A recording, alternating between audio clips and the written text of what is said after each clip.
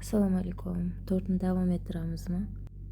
Birinchi bo'lib 1,5 metr qizil fatin materialidan tortni tagini bezatish uchun shunaqa ziborkali yubkachaga o'xshagan narsa tikdim.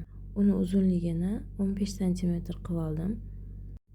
Keyin hammasini ziborkaga terib, shunaqa yubka holiga keltirdim. Keyin uni tortni qo'yadigan nomini bilmayman, po'kak narsa bor. Shunaqa narsani aylantirib, qotirib chiqdim bulovkalar bilan. O'zi ham bu tortga 3 kun vaqtim ketdi. Lekin rosa ham chiroyli chiqdi.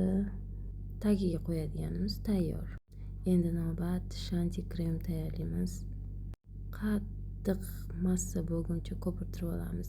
Kecha shunaqa shanti kremni ozgina surtib, muzxonaga solib qo'ygandim. Bugun ham yana ozgina ko'pirtirib, tortni hamma yog'ini tekislab oldim. Tekislab bo'lganimdan keyin oddiy bo'lib qoladimi deb shunaqa o'zimcha bezaklar qilib ko'rmoqchi bo'ldim.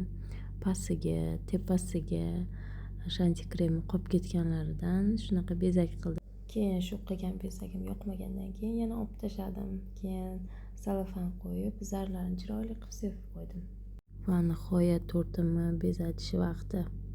Shunaqa bitta dona atirgul, keyin oq shu gulchan nomini ham bilmadim. Lentani o'rab olib, chiroyli qilib skotchlab qo'ydim. Keyin shu gullarni bitta-bitta chiroyli qilib joylashtirib, keyin atirgul tagiga ham bitta qizil bantikcha yopishtirib qo'ydim. Shunaqa go'zallik paydo bo'lib qoldi birpasda. Tort tayyor bo'lgandan keyin tagidagi boyagi po'kak narsani shunday qo'yib, uni ustiga tortni qo'yib, fatinlarni tekislab, zakazimni berib yubordim.